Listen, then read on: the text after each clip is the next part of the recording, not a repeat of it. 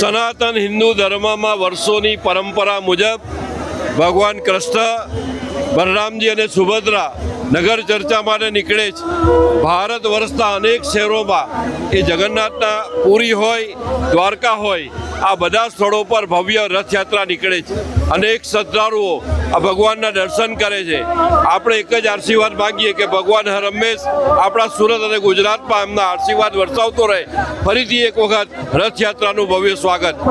સમગ્ર નગરજનોને અષાઢી બીજ અને પવન રથયાત્રાના પર્વની હાર્દિક શુભકામનાઓ.